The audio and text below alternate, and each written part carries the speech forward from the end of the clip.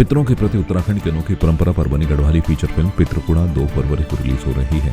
मसूरी में फिल्म का official poster launch किया गया। इस अवसर पर फिल्म के निर्देशक प्रदीप भंडारी ने बताया कि केदारखंड क्षेत्र की अद्वितीय परंपरा पितृकुड़ा पर बनी यह फिल्म एक पारिवारिक फिल्म है जो परिवार के भावनात्मक रिश्तों पर बनी है। सिल्वर स्क्रीन पर पहली बार लोगों को पितृकुड़ा संस्कार के रूप में प्रदेश की अद्भुत संस्कृति के दर्शन होंगे। फिल्म में जबरदस्त एक्शन, थ्रिलर, रोमांच, हास्य और मधुर गीत संगीत है। फिल्म हर उम्र के दर्शक को मंत्रमुग्ध करेगी। देखिए, ये उत्तराखंड की पहली फिल्म है जो उत्तराखंड के एक अनूठे जो हमारा संस्कार है पितृकुड़ा, और गढ़वाल में अधिकांश जगह उसको लिंगवास भी कहते हैं, लिंगवास संस्कार, जो कि हमारे किसी बुजुर्ग के निधन के बाद जो प्रक्रिया होती है उनको देवता के रूप में स्थापित किया जाता है। एक मंदिर रूपी पितृकुड़ा होता है। ये परंपरा से बहुत सारी नई पीढ़ी तो हमारे अवगत भी नहीं है, लेकिन जो लोग पुराने लोग भी हैं वो भूलते जा रहे हैं इस चीज़ को। तो बहुत बड़ी अनूठी परंपरा है जो विश्व में केवल यहाँ पाई जाती है। तो हम लोगों ने इस विषय पे बहुत अच्छी फिल्म बनाई है पितृकुड़ा, और लगभग इसको 3 साल हमें इसके शुरू से लेकर के और आज ये समापन तक 3 साल लगे हैं फिल्म को यहाँ जनता तक लाने में, हॉल तक लाने में। और बहुत अच्छी फिल्म बनी है। उत्तराखंड के प्रसिद्ध कलाकारों ने इसमें काम किया है। इसमें सारे अच्छे संगीतकार हैं, सारे अच्छे गायक हैं, बहुत अच्छी स्टोरी है और बहुत अच्छी लोकेशन है और एक संदेशजनक है। और एक बात मैं खासकर इसमें कहना चाहता हूँ कि ये उत्तराखंड की पहली ऐसी फिल्म है जो दादा दादी और नाती नातेड़ पे जो के प्रेम पे जो बनी हुई फिल्म है। ये जहाँ बुजुर्गों को पसंद आएगी वहीं जो हमारे 10 साल के बच्चे हैं उनको पसंद आएगी और युवाओं को पसंद आएगी। फिल्म में पूरा थ्रिल, एक्शन है, ड्रामा है, कॉमेडी है और सस्पेंस है फिल्म में, तो ये सबको पसंद आएगी। और ये मसूरी से इसकी शुभारंभ हो रहा है 2 फरवरी को। खबर उधम सिंह नगर के जसपुर से है, जहां क्षेत्र के व्यापारी ने समाज सेवी वसीम सिद्दीकी का फूल माला पहनाकर जोरदार स्वागत किया। आपको बता दें कि जनपद उधम सिंह नगर के जसपुर क्षेत्र में व्यापारियों पर संकट मंडरा रहा था, जिसको लेकर व्यापारी काफी लंबे से परेशान थे और अपनी इसी परेशानी से निजात पाने के लिए दर बदर की ठोकरें खाने को मजबूर थे। लेकिन व्यापारियों की समस्या की खबर लगते ही समाज सेवी वसीम सिद्दीकी ने तुरंत व्यापारियों के साथ मुलाकात की और समाधान किया। इस दौरान व्यापारियों ने कहा कि वसीम सिद्दीकी को जसपुर का अगला चेयरमैन के रूप में देखना चाहते हैं। मेरे परिवार जब दुख में था तो मैं आके उनके साथ खड़ा हो गया और हमेशा उनके साथ ही खड़ा रहूँगा। इसलिए व्यापारियों ने मेरा स्वागत किया। और व्यापारियों ने स्वागत किया किस वजह से किया कि मैं जो उनके दुख में जो साथ खड़ा रहा, इसलिए उन्होंने मेरे ऑफिस पे आके मेरा स्वागत किया। और मैं बहुत बहुत धन्यवाद देता हूँ अपने व्यापारियों का कि उन्होंने मेरा आकर स्वागत किया। कहीं भी किसी गरीब के साथ अन्याय नहीं होने दूंगा। हमेशा उनके कंधे से कंधा मिलाकर हमेशा उनके साथ खड़ा। ये भी बाज़ार में लगभग 35 साल हो गए, बहुत परेशानी आई, लेकिन उन बातों को छोड़ते हुए आज वसीम भाई ने पूरी मार्केट का साथ दिया है। हम उनका बहुत बहुत शुक्रगुजार हैं।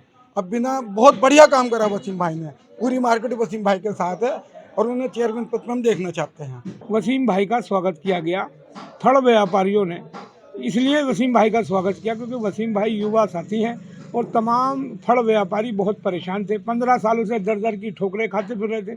बहुत राजनीतिक लोगों के धुरे गए कि भाई आप हमारी मदद करो, हमारी मदद करो, मगर उन्हें बेचारों को जीरो मिला। मगर अब वसीम भाई ने जो मदद की है फल व्यापारियों की, तो फल व्यापारी चाहते हैं कि हम सब मिलकर फल व्यापारी सब वसीम भाई का स्वागत करने आए। और ज़्यादातर फल व्यापारी वसीम भाई के साथ हैं।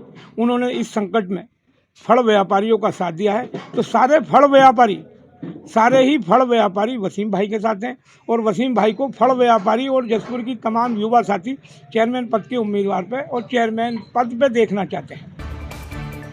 युवाओं में दिनों दिन बढ़ती नशे की प्रवृत्ति को देखते हुए जिला विधिक सेवा प्राधिकरण टिहरी और सिविल जज जूनियर डिवीजन शंभूनाथ सिंह सेठवाल के दिशा निर्देशन में महाविद्यालय नरेंद्र नगर की एनएसएस इकाई ने कार्यक्रम अधिकारी डॉक्टर संजय कुमार के दिशा निर्देशन में कॉलेज सभागार में नशा मुक्ति और यातायात जन जागरूकता पर विचार गोष्ठी आयोजित की। वक्ताओं ने गोष्ठी में उपस्थित युवाओं को संबोधित करते हुए कहा कि राष्ट्र की धरोहर है। युवाओं को नशे की प्रवृत्ति से दूर रहने के प्रति जागरूक किया गया। आज नशा मुक्ति अभियान के तहत इस कॉलेज में उपस्थित जितने भी बच्चे थे उन सबको इन्फॉर्मेशन प्रोवाइड कराई गई, अवेयरनेस फैलाई गई कि किसी भी प्रकार का नशा उन लोगों के लिए बहुत ही घातक साबित होगा, ना सिर्फ फिजिकल लेवल पे बट मेंटल लेवल पे भी उनकी बॉडी को हार्म पहुंचेगा। नशे की जो एनडीपीएस के अंतर्गत आते हैं, जैसे ड्रग्स, ये जो सफ़ेद पाउडर सा होता बताया जाता है जिसे ये लोग स्मैक के रूप में बोलते हैं, इनसे दूर रहने के लिए और सचेत रहने के लिए कहा गया।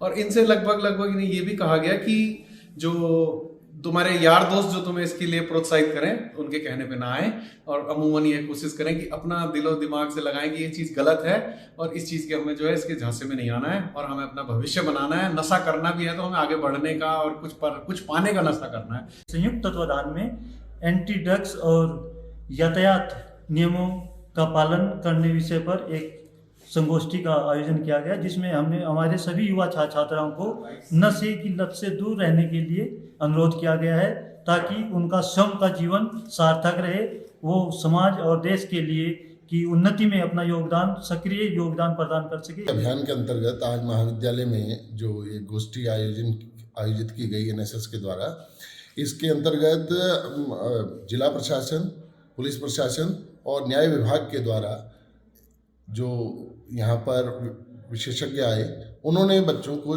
पूरी जानकारी दी। और मैं समझता हूँ कि ये सारी समस्याएं युवाओं से डायरेक्ट जुड़ी हुई हैं, और अगर युवा जागरूक है तो वो निश्चित रूप से स्वयं भी इनके प्रति सजग रहेगा, साथ ही समाज को भी इसके प्रति सजग करेगा।